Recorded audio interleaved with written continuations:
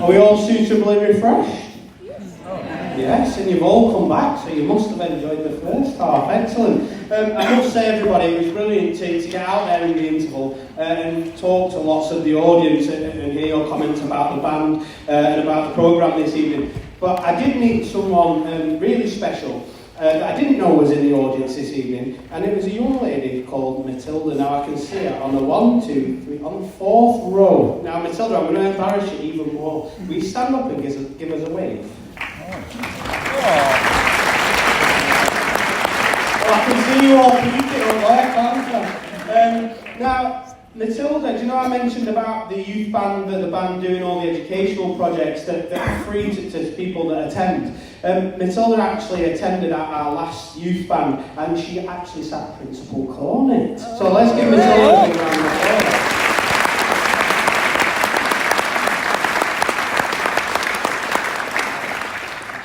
Now, we opened up the first half there with Strauss's Fest music. Now, I'm going to introduce our first soloist of the second half. Now, many of the band are really, really well travelled, and none more than our next soloist, but I'll get onto that in a minute. But then you get a real mix, because you get people like Greg on second man down. Give us a wave, Greg. Now, Greg was a little bit worried this morning because he gets a nosebleed if he leaves Sheffield, and he thought he needed a passport to get to Hunstanton, but he made it anyway. So let's give Greg a round of applause.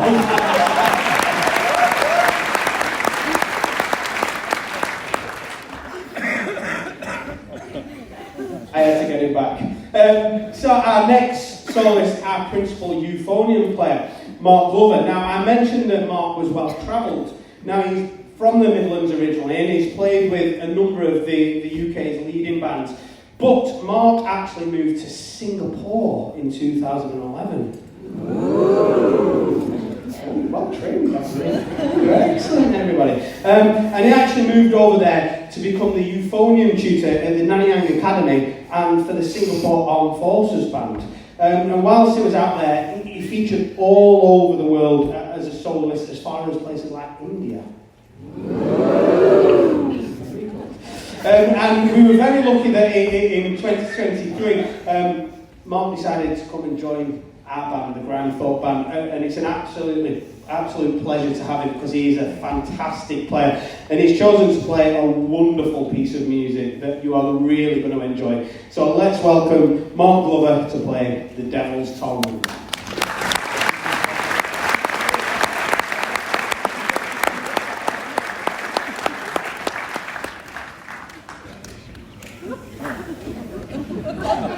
Problem is with these soloists, these international soloists, they don't make the mind up very often, and they're a bit prima donnas. Are we happy now, Mark? Yeah, I think so. Excellent. You can move a little bit.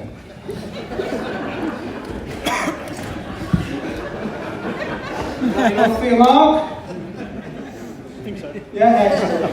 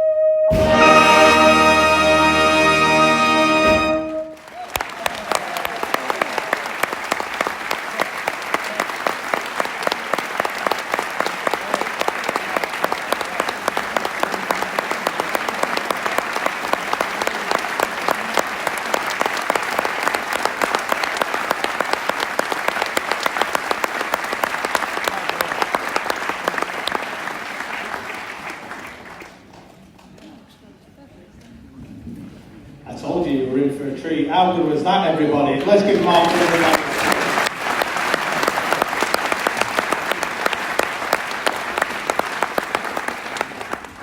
Now, just before we get on to our next piece, I'm going to ask you a quick question. What's your name? Janet. Janet's very, very misbehaved this evening. She was laughing at Mark all the way through that. Can you believe that, Mark? I can't believe it. Very off-putting, Mark said. But we had a We're not here to have fun. Pardon? We're not here to have fun. No, very, very serious. Yes. Now, have we got anyone Irish in the audience? You're on your own, mate. Never mind. Funny Irish accent. Now, has anyone ever heard of river dance? Oh, yes. That's better. Okay. Now, we're not going to play that one. But what we are going to do is play something very, very similar. And Peter Graham, very, very well-known brass band and wind band composer, he's taken 3 traditional Irish folk songs. He's taken The Rocky Road to Dublin, The Minstrel Boy, which features Lucy on flugel once again. She's very busy this evening, isn't she? And then Tossing the Feathers, which is a real tour de force finale. Now, if you get the urge to stand up and dance, please don't. Be very off-putting. Here is Peter Graham's Gale Force.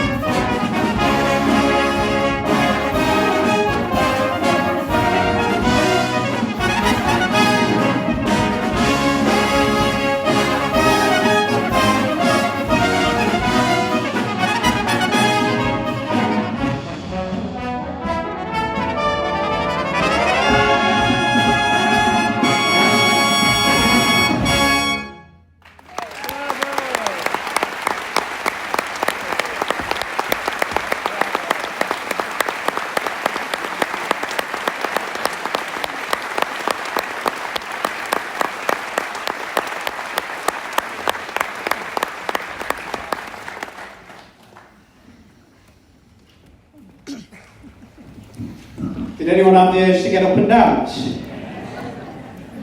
Did she get up and dance? No. Let's keep him out. You were tempted? Don't tempt you.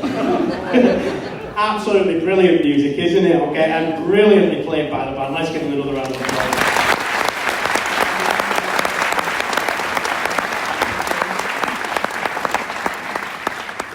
Now we've come to our final soloist of the evening. Very well trained, I like it. Now, can you remember in the first half we had music arranged by one of our previous solo horn players, Sandy Smith? Can you all remember that? Yes. Thank you, Matilda. You were listening. Excellent. Now we're going to feature our own solo horn player, Helen Varley. Now, not only is Helen a fantastic soloist, she's also a renowned educator. She's the tenor horn tutor at the Royal Birmingham Conservatoire. Don't clap it yet, you've not heard her. And the junior Royal Northern College of Music.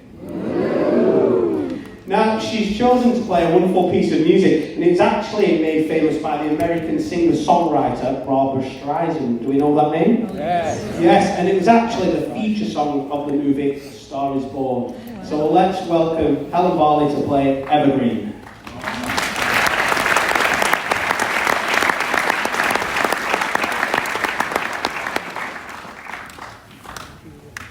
Now someone should do that for you, shouldn't they, Helen, really? You know, we can't get the staff these days.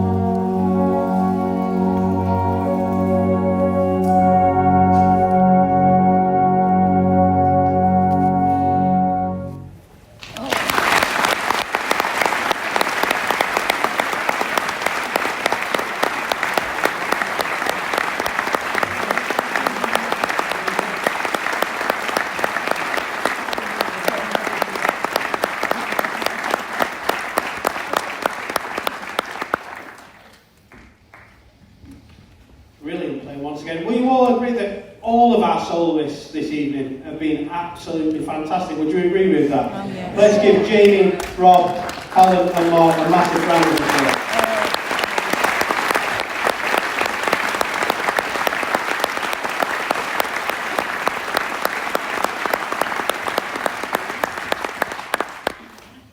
Now, Carmen, can you remember that I made you a promise in the first half that we were going to play a march? What was the other thing? A hymn tune. Now, we've come to that moment where we are going to play the hymn tune, and it's one of my favourite of all time. And there's a real poignant story behind this hymn tune, so I'm just going to give you a little bit of information before we play it. In 1934, I'm sure many of you will have heard of this, there was a tragic explosion that occurred at Grimethorpe Colliery. Now, there were 265 miners lost their lives in that disaster. And this inspired Robert Saint to write the hymn tune, Gresford, as a tribute to all of the miners that lost their lives. So I'd just like us to take this moment of reflection to dedicate this next piece of music to all of those miners that lost their lives with Robert Saint's Gresford.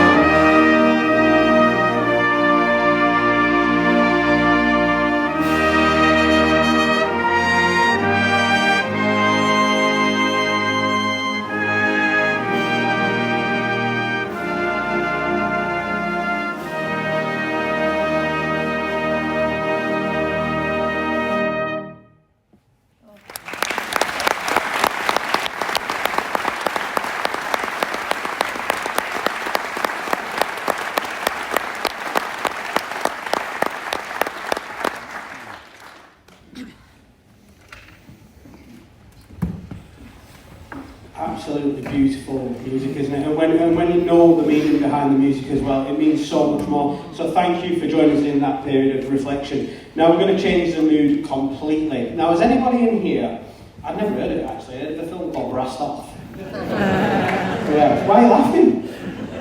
I don't know. Now we're going to actually feature some music from the film Brassed Off. Now, before the film, if I'm being totally honest with you, nobody had really heard of the village of Grimethorpe in Barnsley. And the only thing in Grimethorpe at the time was the band. And the band were really, really successful, but nobody had really heard of them outside of the brass band world. And then Brassed Off happened.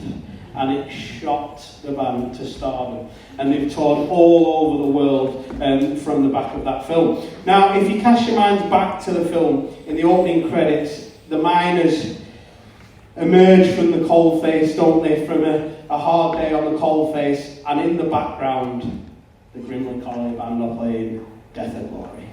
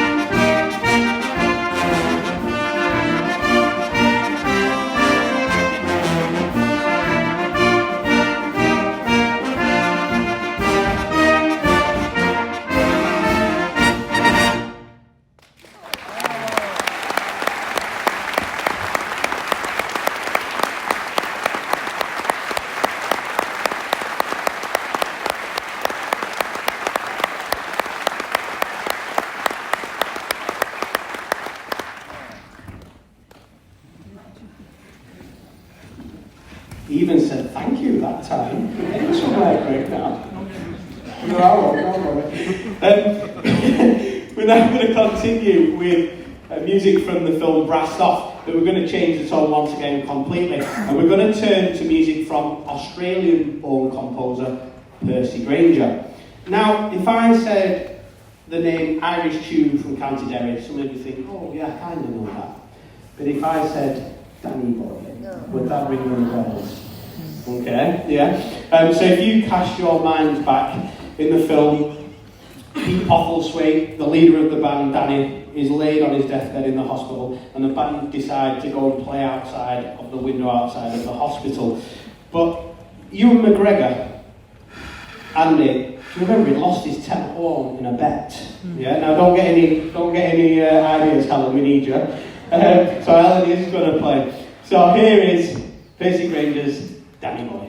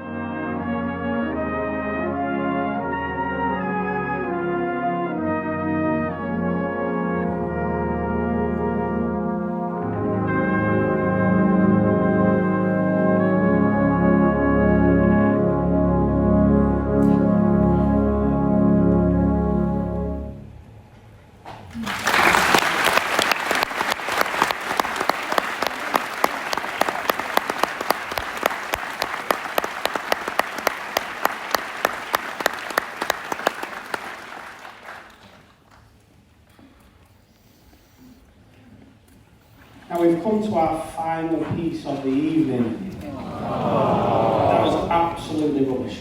We've come to our final piece of the evening. Who said, oh no?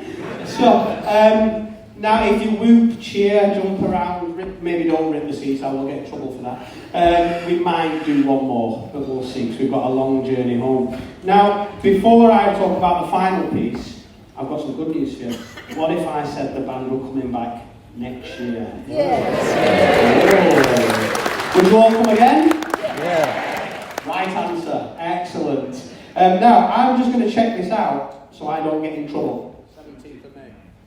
I was right. So next year, 2025, the band have been booked to come and play for you all once again on the 17th of May. So we'd absolutely love to see you all here because you've been a fantastic audience. Now, before I talk about the final piece once again, I want to thank you, the audience, because without an audience, we can't do anything. We can't function. We've got nobody to play to. So you're actually the most important people. And I must say, an audience as full as this, and you have been fantastic this evening, means so much to the band. So give yourselves a round of applause.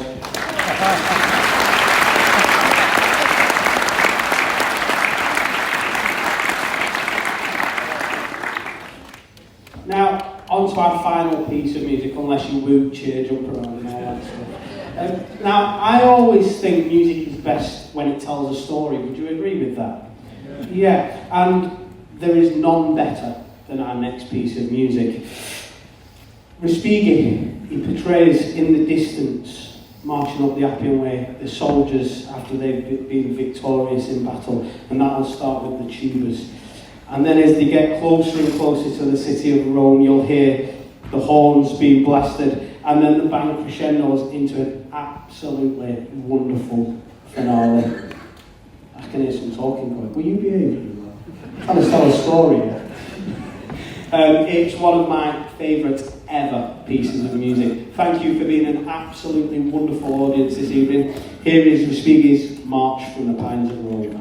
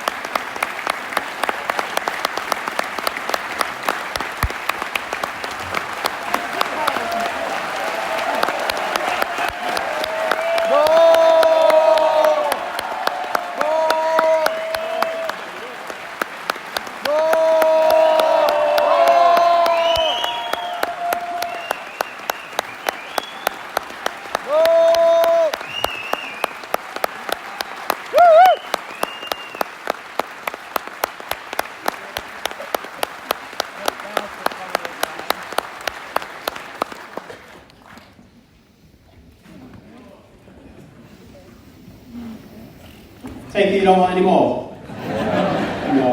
I'm going to say it once again. Thank you for being an absolutely wonderful audience this evening. We've certainly had a fantastic time. I hope you have, and we'd love to see you all here next year in May. We're going to finish our concert with the finale from William Tell.